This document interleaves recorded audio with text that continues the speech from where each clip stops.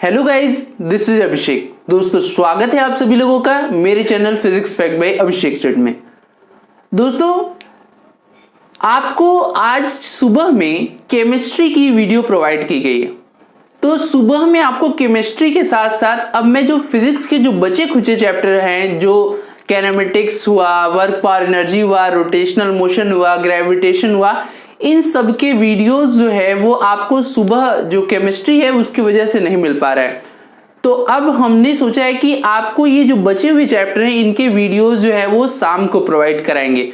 तो आज उसी कड़ी को आगे करते हुए हम लोग अपने फिजिक्स के का जो लास्ट टॉपिक पढ़ा गया है वो डायमेंशनल एनालिसिस था, जिसको अब हम लोग पूरे कॉन्सेप्ट के साथ उसकी थियरी और न्यूमेरिकल दोनों एक साथ कर रहे हैं।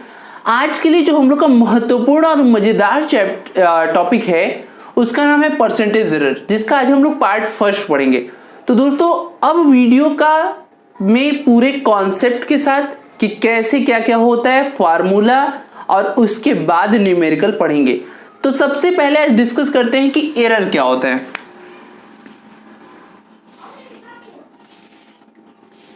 एरर तो किसी भी मेजरमेंट में जो अनसर्टेनिटी होती है उसको बोलते हैं एरर। हिंदी में कहा जाए तो किसी भी मापन में जो अनिश्चितता होती है उसे कहते हैं क्या, त्रुटियां। जैसे मान लीजिए कि किसी ने आपसे कहा कि भाई आप जाइए और इस टेबल, मान लीजिए यहाँ एक टेबल है, उसका मेजरमेंट करके बताइए कि कितना लंबा है। तो आपने नापा और वो 2 मीटर का था। सपोज करिए कि वो 2 मीटर का था। हुआ क्या कि उसने कहा कि एक्यूरेट नापे हो, एकदम एक्यूरेट 2 मीटर है। तो आपने कहा कि हाँ, मैंने कोशिश तो पूरा अच्छे से किया हुआ, लेकिन अगर थोड़ा ऊपर नीचे या 19-20 हो गया होगा तो आप देख लीजिए। यही जो टर्म आप ऊपर नीचे या 19-20 यूज करते हो, जिसमें आप अनिश्चित होते हो कि जो आपने मेजरमेंट किया वो एक्चुअली में सही है कि नहीं, उसी को बोलते हैं एरर, यानी त्रुटियां। अब हम लोग देखते हैं कि उस एरर को एलिमिनेट कैसे करेंगे। तो अगली टॉपिक जो हम लोग की मिलेगी वो है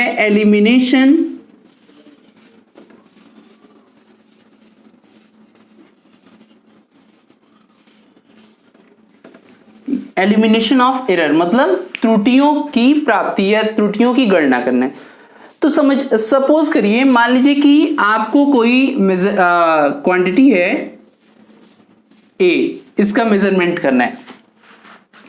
आपने पहली बार किया A1 आया, दूसरी बार किया A2 आया, A3 आया, A4 आया, A5 आया। मान लीजिए 5 बार आपने मेजरमेंट किया तो उसका जो वैल्यू आया 5 बार, वो आपका क्या आया, A1, A2, A3, A4, A5। अब हम क्या करते हैं, यहां से रैंडम एरर निकाल लेते हैं। रैंडम एरर में ये था, अब इसमें हम लोग इसका सम करते हैं ताकि हमें जो है एक मीन वैल्यू मिल जाए जिसमें जो आपका एरर हुआ है वो सबसे कम रहे। तो उसको कैसे निकालते हैं, A1 plus A2 plus A3 plus A4 plus A5 by 5, और इसको दिखाते हैं A बार से। अब ये जो वैल्यू आए, अब इसके बाद हम लोग पढ़ेंगे, ये तो हो गया, रैंडम एरर निकल गया। अब इसके बाद पढ़ते हैं एब्सोल्यूट एरर कैसे निकलता है। एब्सोल्यूट एरर को बोलते हैं निरपेक्ष त्रुटि। एब्सोल्यूट एरर में देखिए क्या करते हैं, जैसे मान लीजिए ये तो मीन वैल्यू हो गई और आपने पहली बार में क्या नापा था, A1। तो यहां डेल्टा A1 हो जाएगा A बार माइनस A1 बार, या sorry A bar minus A1। इसी तरीके से डेल्टा B इक्वल टू क्या हो जाएगा, डेल्टा A3। ठीक है, ये हो गया। अब इसके बाद मीन एब्सोल्यूट एरर समझते जाइएगा। ये बहुत, अगर इसे समझ गए तो फिर इसमें कोई दिक्कत नहीं आएगा आपको। मीन एब्सोल्यूट एरर, इसमें क्या करते हैं हम लोग, इन सब का मीन निकाल लेते हैं। तो उसको बोलते हैं delta A bar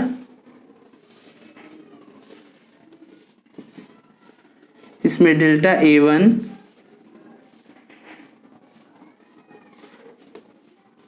delta A2 delta A3 मान लीजिए 3 ही तक है तो अपॉन में 3। ये आपका आ गया मीन एब्सोल्यूट एरर। अगर 5 तक रखते तो 5 से डिवाइड करते हैं, n तक रखते तो n से डिवाइड करते हैं। क्लियर है? मीन एब्सोल्यूट एरर आ गया।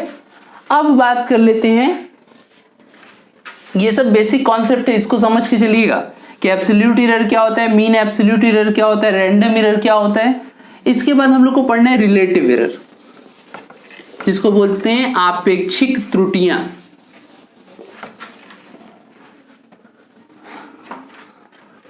देखिए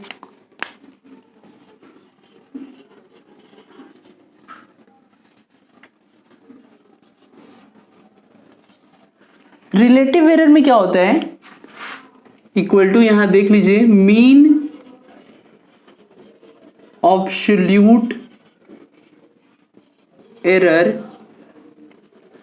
upon actual value, actual measurement.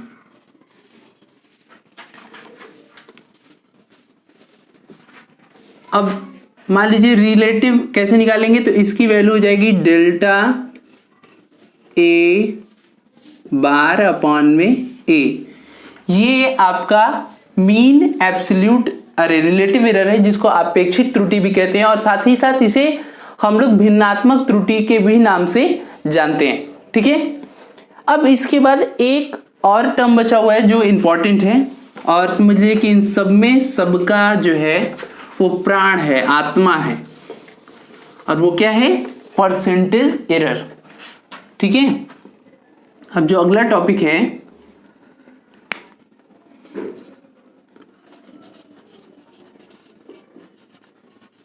Percentage error. Percentage error में आपको क्या करना होता है, जैसे कोई मान लीजिए यही वैल्यू ही है, तो इसमें क्या करना होता है, जो आपका रिलेटिव एरर है उसी में 100 से मल्टीप्लाई करके परसेंट लगा देते हैं, और ये आपका परसेंटेज एरर हो जाता है। क्लियर है? समझ में आया? मतलब रिलेटिव एरर में अगर आप 100 से मल्टीप्लाई कर देते हैं और बाहर परसेंटेज लगा देते हैं तो वो आपका परसेंटेज एरर में दिखाने लगेगा, और अगर 100 से मल्टीप्लाई नहीं करते तो वो सिर्फ रिलेटिव एरर होगा या भिन्नात्मक त्रुटि होगी। क्लियर है? चलिए अब हम लोग देख लेते हैं कि और क्या क्या इसमें इंपॉर्टेंट है। रफ कर दे रहा हूं इसको।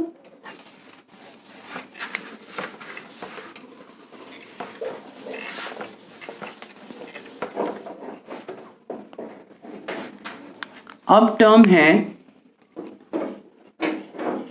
एरर इन सम और सब्ट्रैक्शन।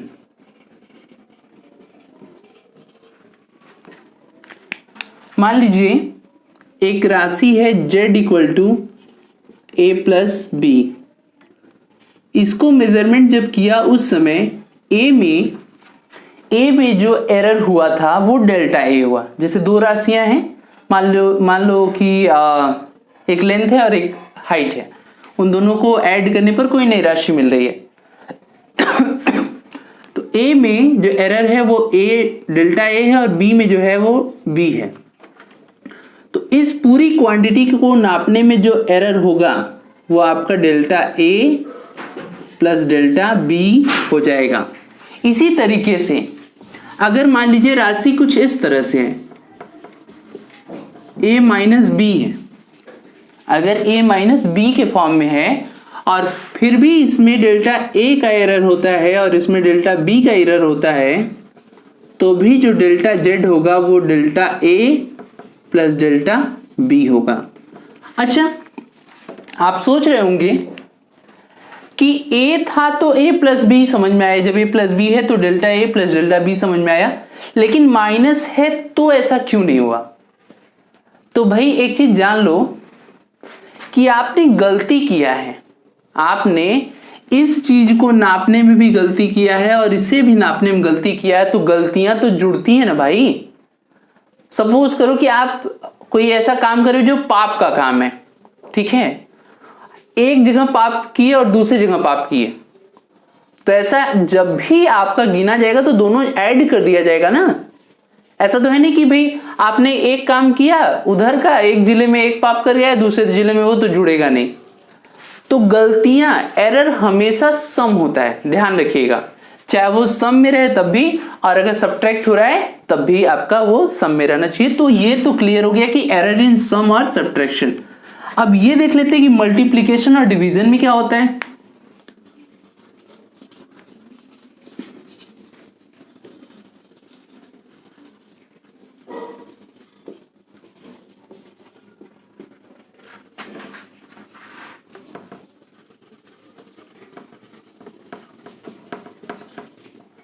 तो भैया मान लो कि एक ऐसी राशि है z equal to A into B, A into B है, तो जब यहां एरर निकालेंगे तो ये ऐसा आएगा डेल्टा ए अपॉन में ए प्लस डेल्टा बी अपॉन में बी।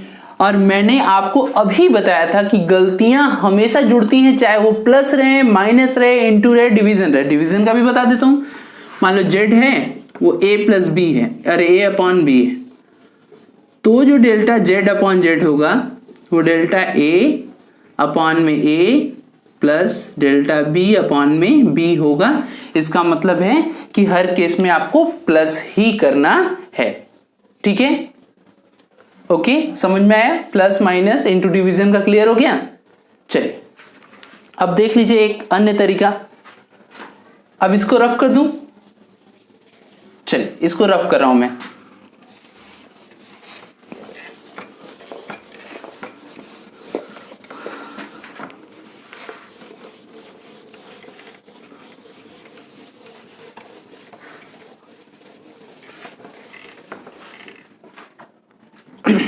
देखिए मान लीजिए कि कोई राशि इस तरह से z इक्वल टू p के पावर a, सॉरी q के पावर b और r अपॉन c, r के पावर c है ना। एक राशि z है जो p और q और r पे इस तरह से डिपेंड करती है। तो बोलते हैं कि z में कितना एरर हो सकता है, तो इसके लिए आपको ऐसा लिखना पड़ेगा delta z upon z into 100% equal to. अब भाई देखो जो पावर होगा वो आगे पहले लिखना है, फिर p वाला लिख दीजिए, समझ लीजिए, क्योंकि इस पर बहुत क्वेश्चन लगते हैं। अभी तक मैंने जितने फार्मूले बताए हैं उन सब पर क्वेश्चन आए हुए हैं, तो आपको फार्मूला भी पढ़ना बहुत जरूरी है, अदरवाइज आप क्वेश्चन को रटना शुरू कर देते हो। आप लोग का ही ये डिमांड था कि सर हम लोग को थोड़ी थियरी भी इसके साथ पढ़ाइए, इस वजह से मैं थियोरेटिकल क्वेश्चन भी ला रहा हूं। नहीं तो मुझे करना क्या था, प्रीवियस ईयर का क्वेश्चन लिखता और उसको सॉल्यूशन करके चला जाता। पर मैं आपके लिए इतनी मेहनत कर रहा हूं, तो आप भी अपने लिए, मेरे लिए नहीं, अपने लिए उतनी मेहनत करिए, ठीक है। अब q की पावर क्या है, b है, तो उसको लिख दो b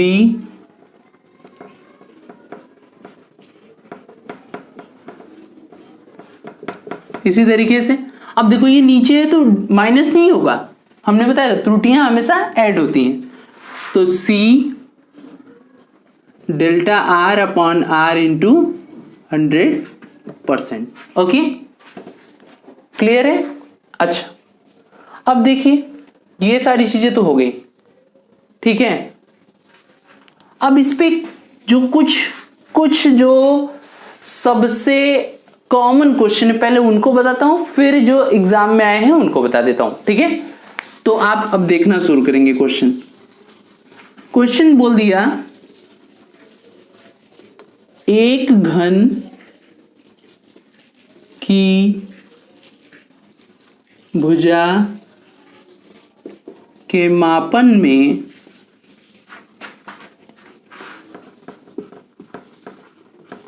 दो % की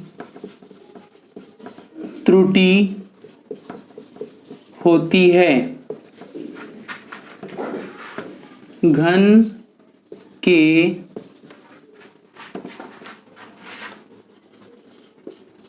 आयतन में त्रुटि होगी। इंग्लिश में कहा जाए तो ऐसे कहेंगे, if the 2% of error occurs in the measurement of the side of a cube, then what will be the percentage error while measuring its volume. ठीक है, ये क्वेश्चन आ गया। अब इसका सोल्यूशन हम लोग कैसे करेंगे? तो सोल्यूशन इस तरह से करेंगे कि पहले हमें घन यानी क्यूब का वॉल्यूम पता होना चाहिए। घन का आयतन क्या होता है? v equal to A cube. अगर a भुजा है तो, अगर a साइड है तो उसका वॉल्यूम कितना होगा? v है। अब जरा इस तरह से सोचो, तो z अगर ये सिर्फ इस पर डिपेंड करता, q और r हटा दो, तो ये जो पावर होता वो आगे आता, और फिर लिखते हैं, फिर सॉल्व कर देते हैं। तो देखो इसको हम लोग क्या लिखेंगे? a delta a upon a into 100%। और ध्यान से देखिए, इसको हटाइए, अभी इस चीज को हटा देंगे तो ये जो आपका हिस्सा बचता है यही तो भुजा में त्रुटि है, वो भी परसेंटेज एरर। देखो ए साइड है और ये परसेंटेज एरर का, ये ना फॉर्मूला मैंने बताया था रिलेटिव एरर के बाद, यही वाला फॉर्मूला बताया था ना। तो जरा सोचो, ये 3 है और इसके मेजरमेंट में कितने परसेंटेज का एरर हुआ है? 2%। तो टोटल कितना हो जाएगा? 6%। अब देखो गलती क्या होती है, कई स्टूडेंट करते हैं, ये क्यूब है तो 2 का क्यूब कर देते हैं, पर आपको पावर आगे लाके इनटू करना है। जितना पावर है उतना उसको सॉल्व नहीं कर देना है। ओके, क्लियर है? अच्छा ठीक, रफ करूं मैं इसको।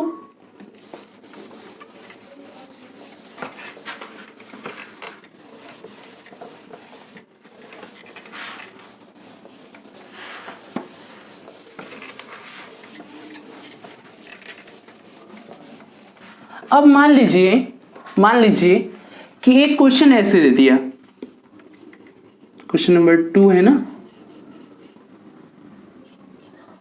एक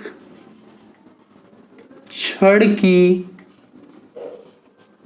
लंबाई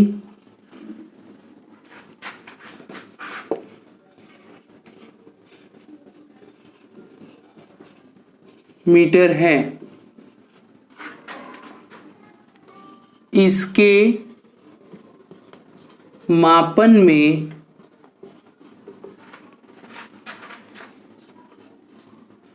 प्रतिशत त्रुटि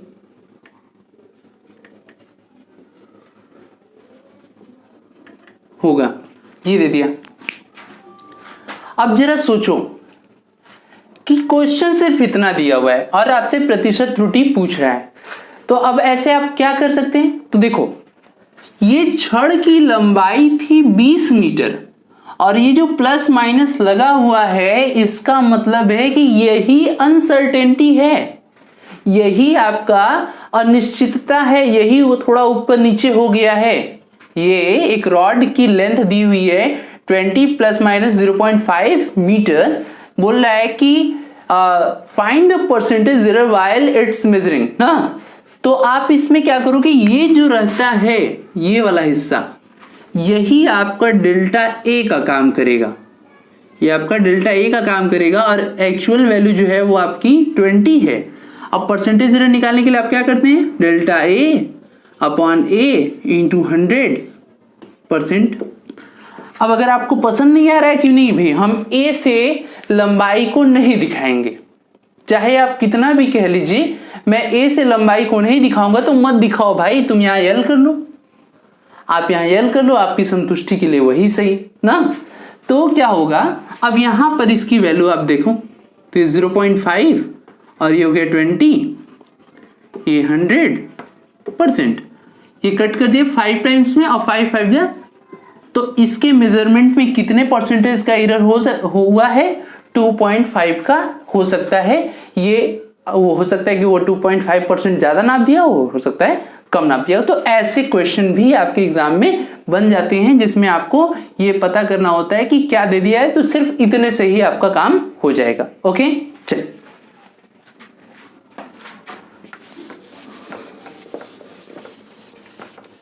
इसको आप नोट करना चाहें तो नोट कर सकते हैं वीडियो पॉज करके, नहीं तो अब मैं रफ कर रहा हूं इसको। ठीक, चलिए।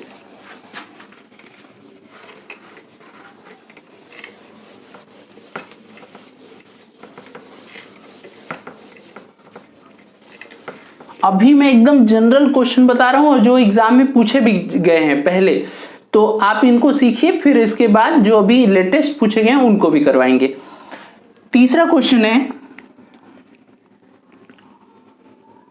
सॉरी, क्वेश्चन नंबर 3 है, एक राशि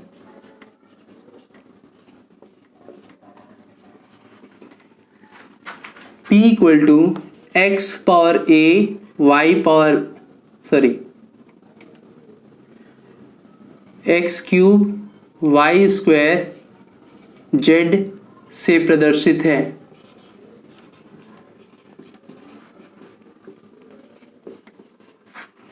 A quantity p is represented by this। बोल रहा है कि x के मेजरमेंट में, शॉर्ट फॉर्म में मैं लिख रहा हूं, x के मेजरमेंट में 3% का एरर हुआ है, y के मेजरमेंट में 2% का एरर हुआ है और z के में आपका 4% का एरर हुआ है। तो बोल रहा है कि p के मेजरमेंट में कितना परसेंटेज का एरर होगा। तो ऐसे क्वेश्चन, ऐसे वाला एक अभी फॉर्मूला बताया था, उसमें क्या करना होता था, डेल्टा p, थोड़ा ब्लू पेन का भी यूज कर लूं, delta p upon p into 100, ये p में परसेंटेज एरर का खाका तैयार हो गया। अब क्या होता है, जो पावर होता है उसको आगे लिखते हैं, फिर delta x upon x into 100, फिर प्लस इसके पावर 2 है तो वो 2 आगे आ जाएगा, delta y upon y into 100, फिर z में तो कुछ है नहीं तो ये ऐसे।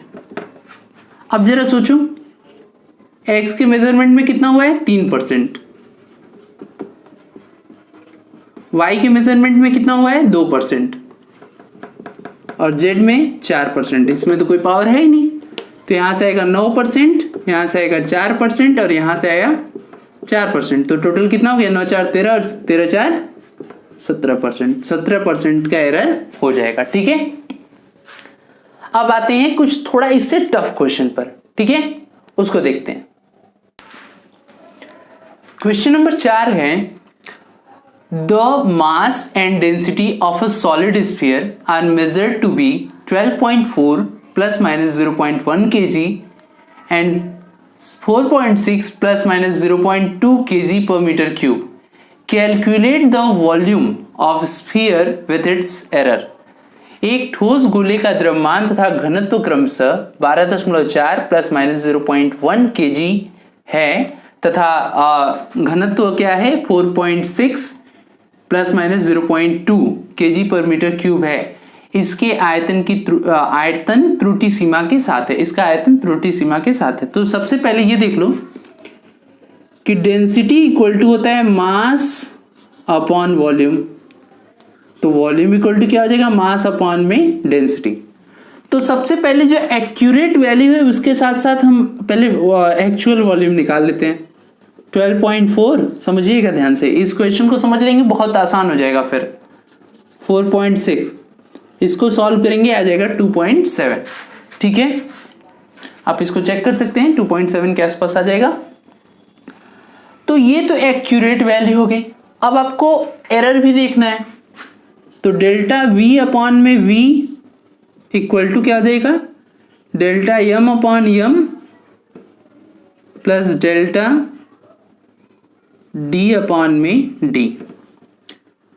अब डेल्टा v इक्वल टू क्या हो जाएगा भाई, समझिएगा। मैं इसको, चलो अच्छा कोई बात नहीं, अभी उसे से लिख देता हूं। अब ये रहा मास में एरर 0.1 12.4 प्लस यहां हो जाएगा 0.2 अपॉन में 4.6 और इसके बाहर 2.7 जो आपका एक्चुअल में वॉल्यूम आया है। इसको सॉल्व करेंगे तो आ जाएगा लगभग में 0.13 9 के आसपास, जिसे हम 1.4 लिख सकते हैं, ऐसे 0.14 लिख दे रहे हैं। अब इसका आंसर लिखेंगे और क्या लिखेंगे, वॉल्यूम हो जाएगा 2.7 प्लस माइनस 0.14। क्लियर है? समझ लीजिएगा प्रोसेस। आपका जो डाउट है वो क्लियर होना चाहिए और आपको प्रोसेस आना चाहिए। वैल्यू बदल देगा, क्योंकि अभी ये जो क्वेश्चन है वो 2017 बायो में पूछा गया है और 2017 मैथ्स में ऐसा ही क्वेश्चन पूछा हुआ है, लेकिन बस वैल्यू चेंज कर दिया है। तो आपको पैटर्न आना चाहिए, आपको तरीका पता होना चाहिए कि किस तरह से हम सॉल्व करते हैं, और इसीलिए मैंने आज इसकी पहले पूरी थियरी पढ़ा दी आपको। ओके, आइए नेक्स्ट क्वेश्चन देखें। What is the percentage error in determination of the time period of a pendulum where the length and g are measured with plus minus 1% and 2% error? एक सरल लोलक के आवर्तकाल में प्रतिशत त्रुटि होगी जब इसके लंबाई तथा जी में क्रमशः 1% तथा 2% की त्रुटि हो। तो सबसे पहले एक चीज जान लो कि सरल लोलक का आवर्तकाल का फॉर्मूला क्या होता है। T equal to 2 pi under root L by G. ठीक, तो ये जो आपका 2 पाई है, इसमें तो त्रुटि होगी नहीं क्योंकि ये तो कांस्टेंट है। अब बात आती है, तो देखो त्रुटियां हमेशा जुड़ जाती हैं, मैंने आपको कई बार बताया। L में कितना हुआ है, L में कितना हुआ है, L में हुआ है आपका 1% और G में हुआ है 2%, तो टोटल कितना हो गया 3%। ठीक है, टोटल कितना हो गया 3%। अच्छा चलो थोड़ा आपके लिए आसान करता हूं और खुद के लिए भी। इसको L पावर 1/2, इसको G के पावर 1/2 लिख सकते हैं ना। अब सॉल्व कर लेते हैं। तो डेल्टा T अपान में T इंटू 100% इक्वल टू, जो पावर है वो आगे आएगा 1/2 delta L upon L into 100% plus 1/2 delta G upon G into 100%। अब देखो L में कह रहा है कितना परसेंटेज का एरर हुआ है 1 और G में 2। इसे सॉल्व करेंगे, आ जाएगा 1.5% का एरर हो गया। ओके, क्लियर है? चलिए, तो आज ये 5 ही क्वेश्चन रहेंगे क्योंकि थियरी में भी काफी समय लग गया। अब एक होमवर्क का क्वेश्चन आप नोट कर लीजिए, उसको आप बताइएगा मुझे। मैं बोल रहा हूं ना उस क्वेश्चन को। एक ठोस गोले की त्रिज्या, मैं बोल रहा हूं आप उसको कॉपी पे नोट करिए। एक ठोस गोले की त्रिज्या के मापन में 3% की त्रुटि होती है, उसके आयतन के मापन में कितने प्रतिशत की त्रुटि होगी? इंग्लिश वाले सुने। In a solid sphere if the percentage error occur while measuring its radius is 3%, then what will be the percentage error of the sphere while measuring its volume? Okay, तो इसका आंसर जो है वो आप comment section में दीजिएगा। इसके part 2 में हम लोग नेक्स्ट क्वेश्चन को देखेंगे। ओके, तो दोस्तों वीडियो को लाइक करिए, दोस्तों में शेयर करिए और चैनल से जुड़े रहिए। Thank you.